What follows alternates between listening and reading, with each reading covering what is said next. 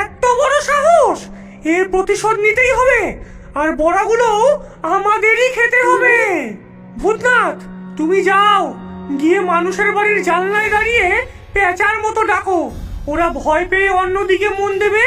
আর ফুচকি, তুই সেই সুযোগে রান্নাঘর থেকে বড়ার বাটিটা নিয়ে আসবি। হ্যাঁ, আমি যদি ধরা পড়ে যাই? কিচ্ছু হবে না, যাও তুমি। ভূতনাথ ভয়ে ভয়ে গিয়ে জানলার ধারে দাঁড়িয়ে পেঁচার মতন ডাকতে শুরু করলো। ভূতম, ভূতম, ভূতম, ভূতম।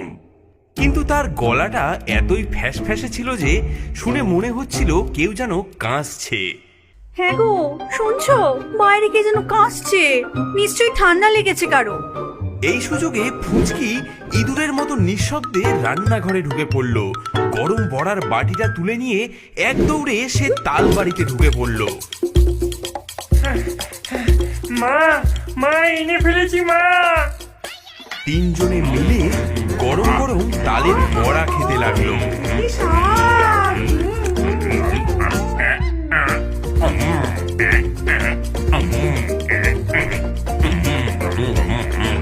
কি সুন্দর বউ খেতে! আহ, কি স্বাদ!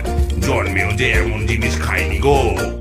দেখলে তো আমার বুদ্ধি, এবার হবে আসল মজা।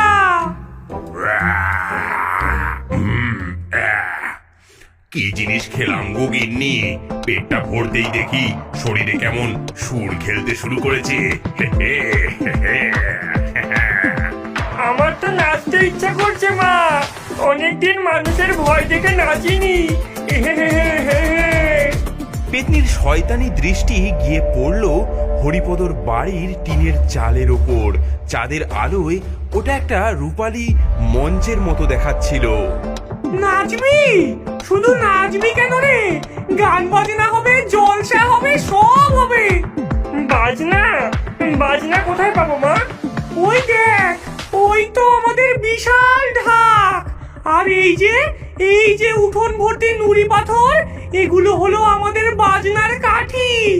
আজ রাতে আমরা মানুষকে এমন সঙ্গীত শোনাবো যে তারা জীবনেও ভুলবে না।